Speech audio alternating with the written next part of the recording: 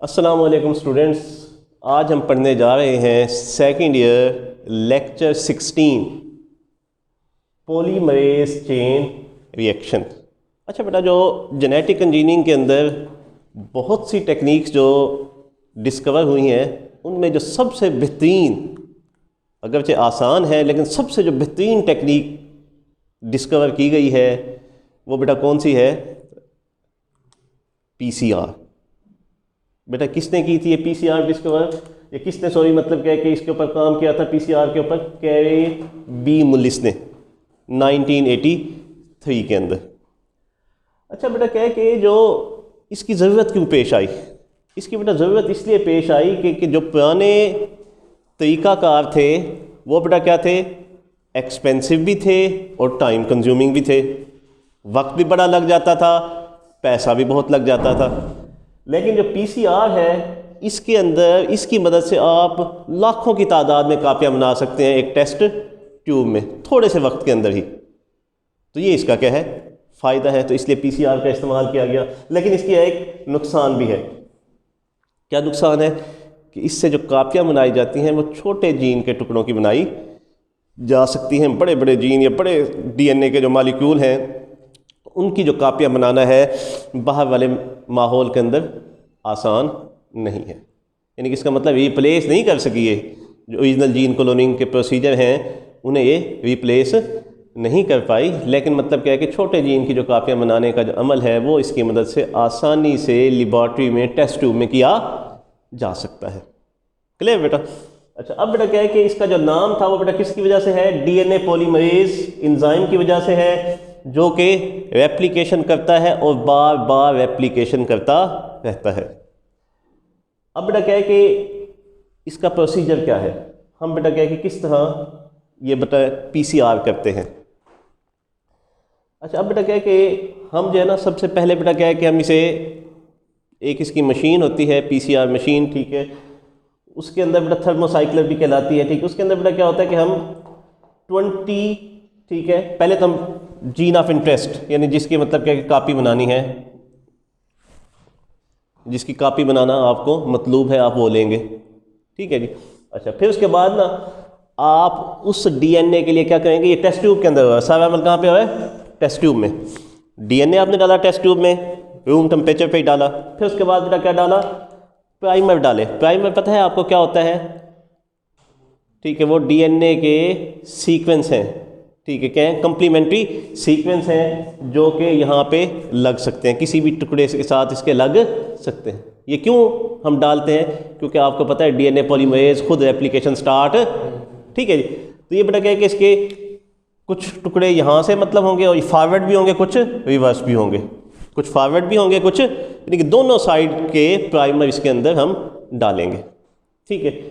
20 nucleotide के sequence होते हैं जो कि इसके अंदर इस्तेमाल किए जाते हैं, ठीक है जी, पीसीआर करने के लिए। अच्छा, इसके अलावा हम क्या करते हैं? न्यूक्लियोटाइड्स डालते हैं इसके अंदर। न्यूक्लियोटाइड को ही जोड़ना है ना उसने, किसने? डीएनए पॉलीमरेज ने।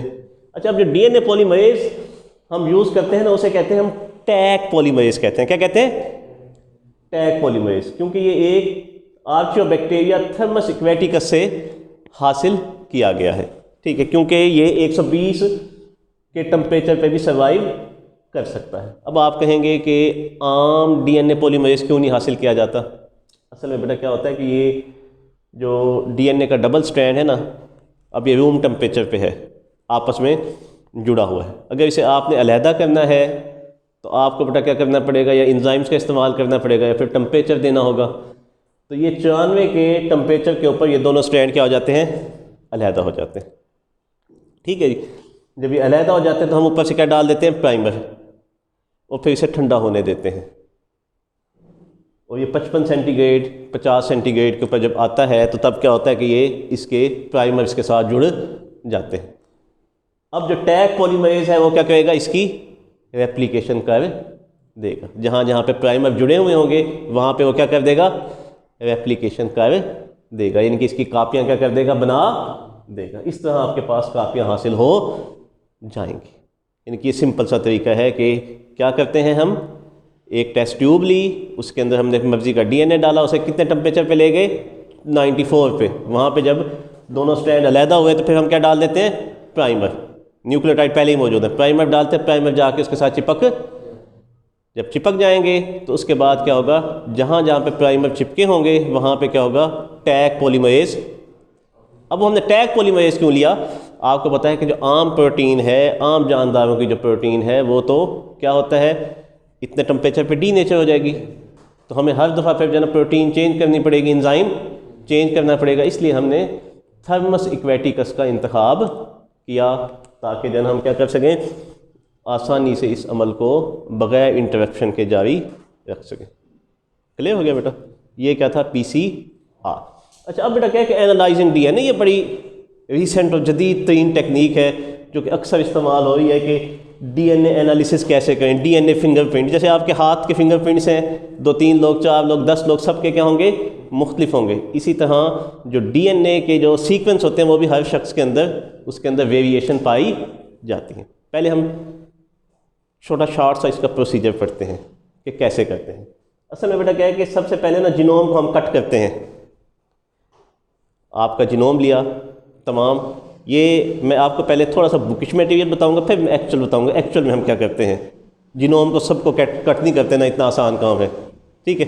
पहले हमने क्या किया, जिनोम को कट किया, किसके साथ, रिस्ट्रिक्शन एंजाइम के साथ। असल में बेटा क्या है कि हर जो इंडिविजुअल है उसका जो DNA है, आपको पता है ना कि हमारे अंदर 2 किस्म के DNA हैं, एक जीन की शक्ल में है, दूसरा क्या है, जंक DNA है जिसके ऊपर पैगामात।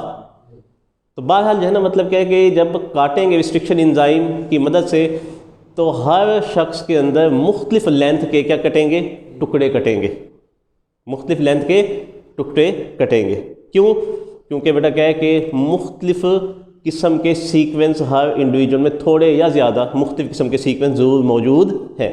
इसलिए हम ये कहेंगे नंबर 1 के सीक्वेंस क्या होंगे, उनके साइजेस क्या होंगे, चेंज होंगे। नंबर 2 के साइजेस चेंज होंगे। नंबर 3 के साइजेस क्या होंगे, यानी कि एक जैसे टुकड़े हासिल नहीं होंगे। इसे हम कहते हैं कि restriction fragment length polymorphism exist between individual, यानी कि मुख्तलिफ साइज़ के टुकड़े हासिल होते हैं किसके, मुख्तलिफ इंडिविजुअल के, जब उन्हें किस चीज़ से काटा जाता है, रिस्ट्रिक्शन एंजाइम की। तो जिनोम को सारे को कट करावे तो मुख्तलिफ लेंथ के टुकड़े हासिल होंगे, ठीक है। क्यों, क्योंकि थोड़ी बहुत न्यूक्लियोटाइड की वेरिएशन पाई जाती है। अब जो ना इन तमाम टुकड़ों को हम कहाँ पे रख देंगे, एक मशीन के ऊपर, जिन्हें हम क्या कहते हैं, जेल इलेक्ट्रोफोरेसिस कहते हैं। क्या कहते हैं, जेल इलेक्ट्रोफोरेसिस कहते हैं। उस मशीन के अंदर इसे रख देंगे और फिर उसके बाद उस मशीन को क्या करेंगे, हम पॉजिटिव और नेगेटिव बैटरी के साथ जोड़ देंगे। अब क्या होगा कि जो टुकड़े हैं वो ये मूव करेंगे, पॉजिटिव टू नेगेटिव मूव करेंगे।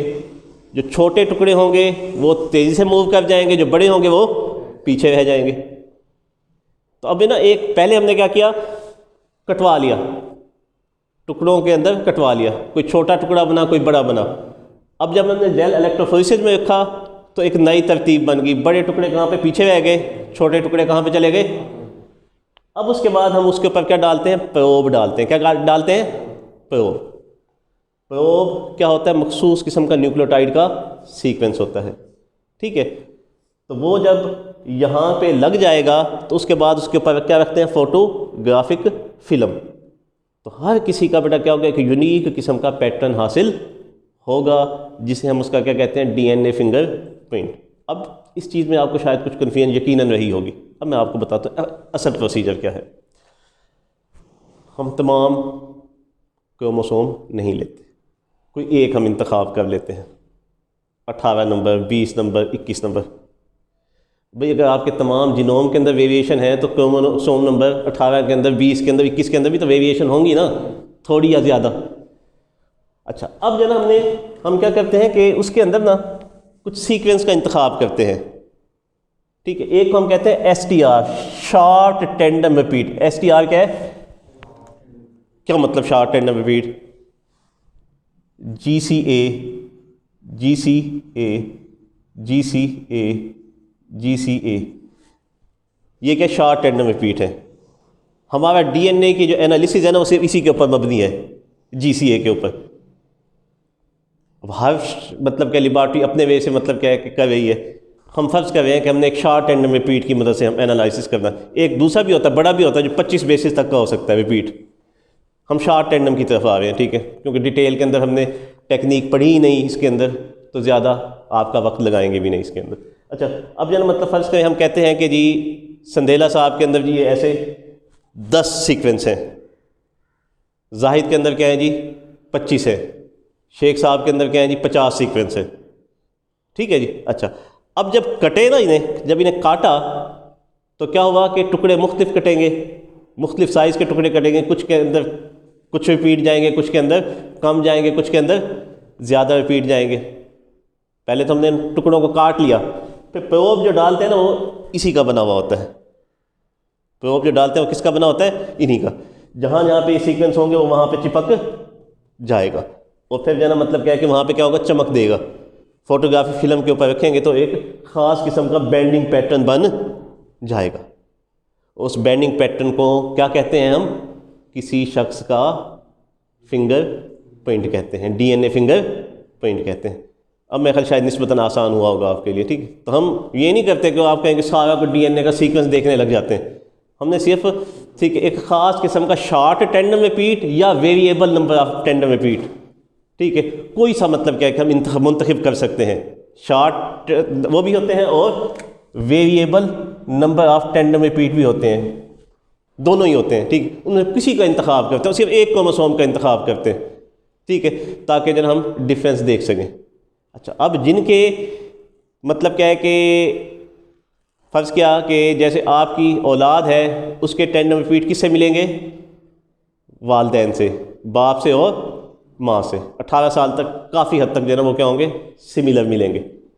यानी कि इसका मतलब क्या है कि इसकी काफ़ी सारी एप्लीकेशन है। कैसे, मिसाल के तौर पे रेपिस्ट, ठीक है, होते हैं, रेप किया भाग गए, वो मतलब क्या है कि स्पर्म का एक सैंपल वहाँ से लेते हैं, ठीक है, सेक्सुअल ट्यूब से, और उसके बाद जो है ना मतलब क्या है कि उसके डीएनए एनालिसिस करते हैं। उसका क्या किया हमने, ख़ास किस्म का बेंडिंग पैटर्न निकाल लिया। अब जो सस्पेक्ट होंगे, ठीक है, उन्हें लेके आएंगे, उनके मतलब क्या है कि स्पर्म्स के मतलब क्या है कि वो सैंपल लेंगे और उनके बेंडिंग पैटर्न बनाएंगे, जिसका मैच कर जाएगा वो मुजरिम होगा, ठीक। इसी तरह डिस्प्यूटेड पैटर्निटी, मतलब क्या है कि वल्दियत की कुछ मतलब क्या है कि इख्तलाफात होते हैं, उन इख्तलाफात को भी दूर करने के लिए क्या किया जा सकता है, इस ठीक है डीएनए फिंगरप्रिंट का मतलब मसलन एक बच्चा है, उसके 2 या 3 शख्स जो है ना मतलब क्या है कि पेरेंटहुड के दावेदार है, तो सिंपल माँ का लो, बच्चे का डीएनए सैंपल लो, ठीक है, और इसके अलावा क्या करो उन तमाम लोगों का, तो जिसका मतलब क्या है कि बच्चे के साथ डीएनए बेंडिंग पैटर्न मिल जाएगा तो वो उसका बाप होगा। अच्छा, ये भी बहुत सिंपल सा है, आप ना सलाइवा से भी ले सकते हैं। जैसे शायद आपने कोरोना टेस्ट होते हुए देखा हो, मुंह के अंदर ओरल मतलब के स्वैब डाल के ना सलाइवा लगा के, इससे भी डीएनए फिंगरप्रिंट हासिल किया जा सकता है। ब्लड से भी हासिल किया जा सकता है, स्किन सेल या जिसम किसी सेल से भी हासिल किया जा सकता है। तो ये सबसे आसान तरीका है कि आप स्वैब लें तो मतलब क्या कि डीएनए फिंगर। अच्छा, इसके अलावा जो ना मर्डर है, एक शख्स था, ठीक है, उसने मतलब एक खातून को मतलब क्या है कि असाल्ट की कोशिश की, जिनसी हमले की कोशिश की, उसने जो है ना मतलब क्या है कि मुज़ाहमत की, उसने उसे मारा, चला गया, लेकिन मारने से पहले उस खातून ने उसके मुंह पे पंजा मारा, कुछ उसके सेल्स उसके नाखूनों में फंस गए। तो हम क्या करेंगे, सेल निकाल के क्या करेंगे, डीएनए फिंगर प्रिंट बनाएंगे उसका, और फिर जो मशकूक लोग हैं उनका फिंगरप्रिंट से उनका मुवाजना करेंगे। तो ये क्या होगा कि जो जिस शख्स का उसे मिल जाएगा वो क्या होगा, मुजरिम होगा। अब ये देखिए हमने एक पैटर्न बनाया है, तो ये क्या है जी, ये मदर है, ये चाइल्ड है, ये फादर 1 है, ये फादर 2 है। अब हमने ये देखना है कि ये जो इनमें से कौन सा मतलब क्या है कि सॉरी ये चाइल्ड, ये मदर और ये फादर 1 और 2, ठीक है। अब ये देखिए इस चाइल्ड के साथ किसका सीक्वेंस मिल रहा है, मदर के ये 2 सीक्वेंस मिल रहे हैं, ये 3। अब ये देखें कि ये जो फादर 1 है उसका सीक्वेंस इसके साथ नहीं मिल रहे, ठीक है, ये हमने फादर 1 का देखा, ठीक है, इसके सीक्वेंस बच्चे के साथ नहीं मिल रहे। जबकि देखें फादर 2 का जो ये सीक्वेंस है, ये वाला सीक्वेंस मिल रहा है, ये वाला मिल रहा है, ये वाला भी ऑलमोस्ट सिमिलर है। तो इससे क्या साबित होता है, क्योंकि आधे सीक्वेंस किसके साथ होंगे, माँ के साथ मिल रहे होंगे, आधे बाप के साथ। तो इससे हम ये अंदाज़ा लगा सकते हैं कि वो बच्चा एग्जैक्टली किसकी औलाद है। नर्सरीज़ के अंदर अमूमन बच्चे मिक्स हो जाते हैं, ठीक है, तो वहाँ पे नर्सरीज़ मीन मतलब कि जहाँ बच्चे पैदा होते हैं उन्हें रखा जाता है, वहाँ मिक्स हो जाए तो ये टेक्निक इस्तेमाल की जा सकती है। इसके अलावा कई बीमारियों के लिए भी हम, ठीक है, मतलब क्या कि DNA एनालिसिस कर सकते हैं। एवोल्यूशन के लिए, एवोल्यूशन को स्टडी करने के लिए भी DNA एनालिसिस का इस्तेमाल किया जा सकता है। तो ये बेटा क्या है कि आज का हमारा टॉपिक था, तो कल फिर इंशाल्लाह हम नेक्स्ट पढ़ेंगे। अल्लाह हाफ़िज़।